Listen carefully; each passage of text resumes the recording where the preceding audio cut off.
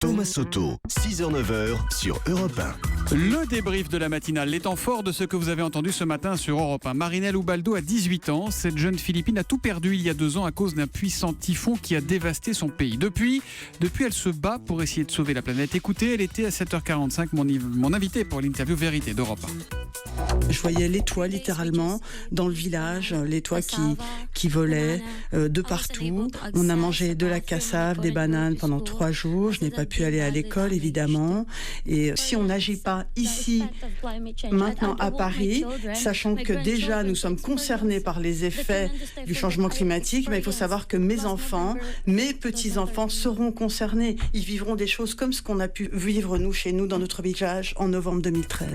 Depuis les attentats parisiens, on aime se raccrocher au vivre ensemble. Et si on avait tort? La morale de l'info, c'est à 7h25 et c'est Raphaël Antoven.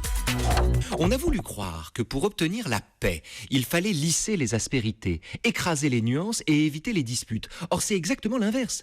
Une société qui redoute les désaccords ou les affrontements, ça n'est pas une société en paix, c'est une société en danger, qui se censure elle-même. Et la morale de l'info alors, Raphaël? La morale de l'info, c'est que, à mon sens, c'est la peur et non l'amour qui donne le jour au vivre ensemble.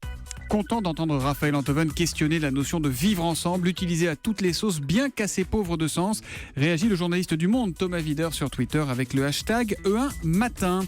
Et puis malgré la crise, les Français sont de plus en plus généreux. Mais qu'est-ce qui nous motive à donner? Les explications du sociologue Serge Guérin. C'était à 6h45 dans Europe 1 vous répond.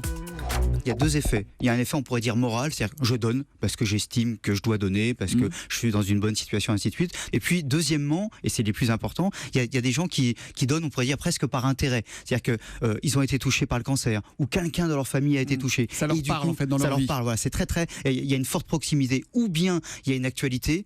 Et alors là, c'est le rôle des médias en particulier. Et d'un seul coup, ils se sentent naturelles, notamment. Voilà. Là, il y a un effet vu à la télé. J'ai vu des choses, c'est atroce et tout, donc je donne.